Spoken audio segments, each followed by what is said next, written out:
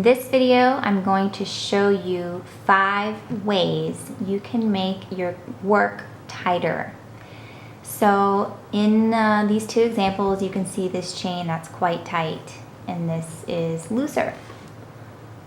And I have these examples here to show you a regular patch that I made and then a tighter one.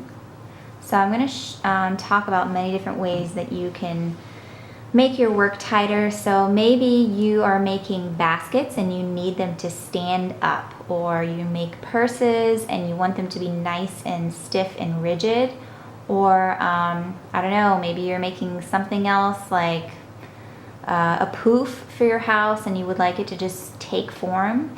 So I'm just going to show you some simple things you can do to make your work tighter.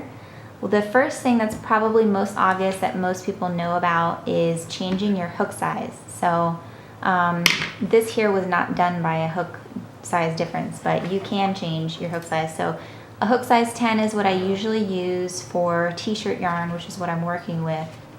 I don't really like to decrease hook size because it makes your gauge totally different.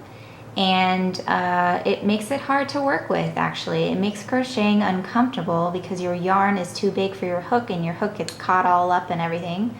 So I don't want to talk about that really, but that is the first thing you would try, is decreasing your hook size. But what we're going to do instead is do the second method. So when you start out and you crochet, there are 2 ways to loop your yarn onto the hook.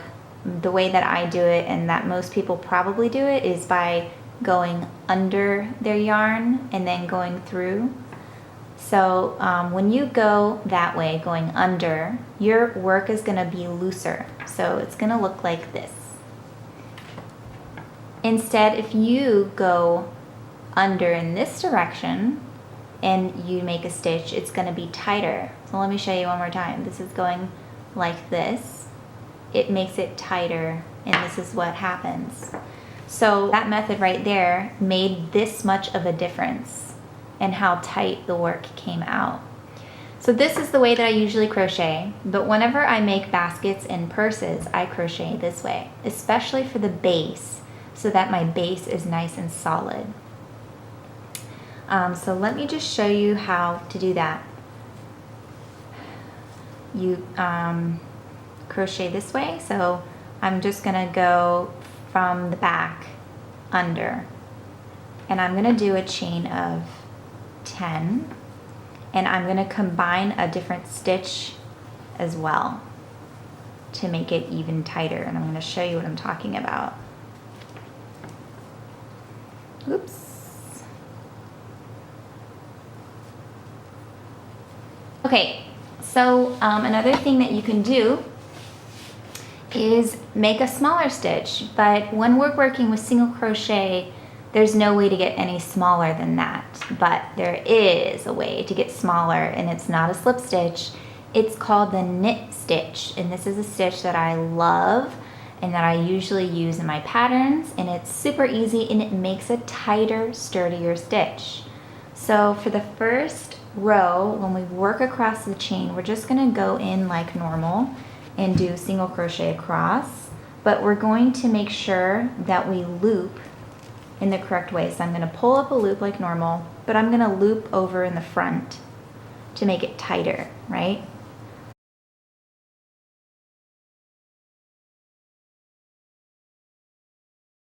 So I'm just going to work across this chain. Now that I've done my first row, I'm going to chain 1 and turn. So I've already chained 1, I'm just going to turn. And when you do a knit stitch, let me show you on a different swatch so you can understand better. If you look here, this is just a bunch of single crochet. And if I show you something else really quick, this is knit stitch. It looks like it's knitted. That's the difference. And I'm going to show you how to do that. Instead of going into your usual place, which is, you know, underneath your 2 loops right here, you have to go into the V. So you see how, can you see how there's this little V shape? You just go underneath there. So there is a nub. If you pull this out, there's a little nub. You want to go under there, underneath that whole thing, going into the V like this. And that's where you would insert your hook. Okay. So coming back to my original piece, let's turn and work across this second row, doing the knit stitch and at the same time looping in the right direction. So I'm gonna skip my first stitch because it's kind of hard to see, and I'll just go into the corner somewhere. And actually this row is quite difficult to see. So some people skip the first row because it's very difficult, but I'll just try. Going like this, that's one. And then I can kind of pull it apart and see there's a V there, and I want to go in there. It's difficult because I'm working really tightly, and this is t-shirt yarn, so this is no joke. Okay, so this is my row 1, and row 2 is very, very tight. Let me chain 1 and turn and go on the next row. The next row is going to be so much easier. Okay, so I'm going into the second here because I want my border to be nice and even, looping in the right direction. So I go into the V, come out, and I loop towards the front. So I've done a couple rows, and you can see how tight it is. You see how it's not wobbling very much. You can feel it big time. This is a regular stitch, and this is by looping around differently and then doing the knit stitch. So let me show you in real time what that looks like on a product. I've got this bag that I made. Let me zoom out a little bit. And on the bottom here, I didn't do that method.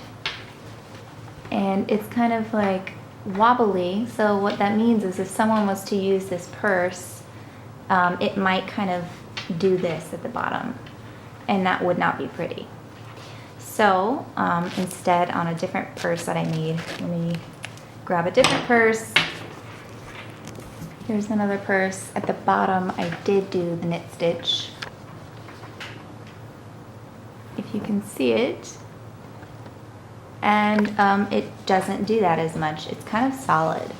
So you might want to keep that in mind. This is the sugar water. Can you hear that?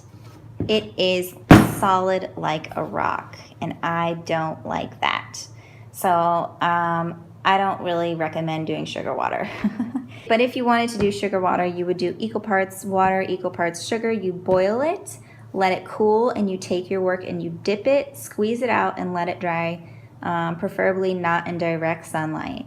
And then it's not permanent, so if you were to wash this, it would come out. So this is the bad thing about sugar water, and also the ants will get to it when it's drying, and I didn't like that either. I had all these ants in the middle of my bag, and then when it dries, it's solid like a rock, so I didn't like that effect of it. If you like this bag, you can get the pattern for it in my Etsy shop or Ravelry shop or Craftsy. So this is the other purse I was trying to show you, and this is what the lining is like, and it's got interfacing. So this is another method. Now if you don't want to do sugar water, you can try dipping your work in equal parts liquid starch and water. The less water you add to the liquid starch, the stiffer it will be, and that is a permanent method, and it's probably the best method because it won't change the color of your purse or your whatever you're working on. And the other way is to dip it in glue. So you can mix glue and water, but I don't like that method either. It is permanent, however, it will change your white yarn to something a little bit yellow. So I would say go with liquid starch if you can find it, and play around with it, and that's how you can make your work stiff and sturdy if you're not liking the way it looks, or if you're not liking the way it is when you change a hook size or whatever.